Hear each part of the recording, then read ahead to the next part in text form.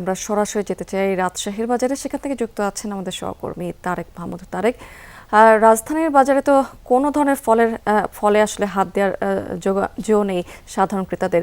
এখানকার বাজারে আসলে ফলের দাম এবং যোগান কেমন দেখতে পাচ্ছেন? সেটি রাজশাহীর বাজারেও যে ফলগুলো রয়েছে, বিশেষ করে বিদেশি ফল, সেই বিদেশি ফলগুলো সাধারণ যারা নিম্নবিত্ত এবং মধ্যবিত্ত মানুষ তাদের কাছে অনেকটা আকাশ ছোঁয়া, এবং ইফতারের প্লেটে আসলে এই ফলগুলো দেওয়াটা অনেকটা তাদের পক্ষে কষ্টকর হয়ে উঠেছে, কারণ প্রত্যেকটি ফলের দামই কিন্তু অনেকটাই বেশি। নুডলস খান নাই তো নুডলসই খান নাই।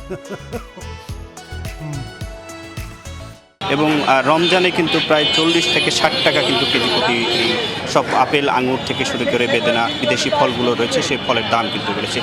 আমি একটু আগে যারা ফল বিক্রেতা রয়েছিল তাদের সাথে কথা বলেছি, তারা যেমনটি জানিয়েছেন যে আজকে আপেল বিক্রি হচ্ছে 300 থেকে 480 টাকা কেজি পর্যন্ত কেজি, এবং কমলা 260 টাকা থেকে 380 টাকা, এবং লাল আঙুর 650 থেকে 700 টাকা, সবুজ আঙুর 400 থেকে 450 টাকা, মালটা বিক্রি হচ্ছে 350 টাকায়। এছাড়াও বেদেনা বিক্রি হচ্ছে 600 থেকে 700 টাকায়।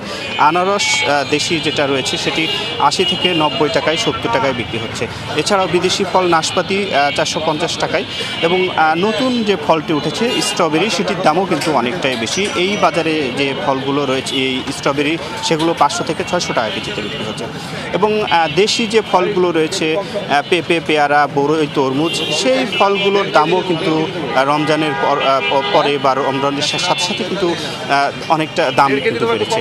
এবং এই পেঁপে যেমন এখন বিক্রি হচ্ছে 90 থেকে 100 টাকা কেজিতে, পেয়ারা বিক্রি হচ্ছে 90 টাকা কেজিতে, বরই 120 থেকে 200 টাকা কেজি পর্যন্ত বিক্রি হচ্ছে। এছাড়াও বাজারে তরমুজ বিক্রি হচ্ছে 80 টাকাতে। বলা যায় যে সাধারণ যারা নিম্নবিত্ত মধ্যবিত্ত মানুষ রয়েছে তাদের পক্ষে আসলে ফল কিনে খাওয়াটা অনেকটা কষ্টসাধ্য হয়েছে। একটু জানবো ফল ক্রেতার সাথে, ফলের দাম কেমন, কি অবস্থা একটু জানাবেন?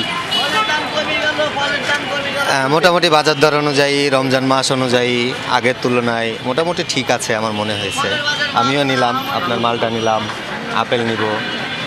দাম তো বেড়েছে অনেকে বলছে। হ্যাঁ, দাম বেড়েছে, আগের তুলনায় অনেক বেড়েছে, কিন্তু অন্যান্য বারের তুলনায় মনে হয় মোটামুটি ঠিক আছে আমার মনে হয়েছে।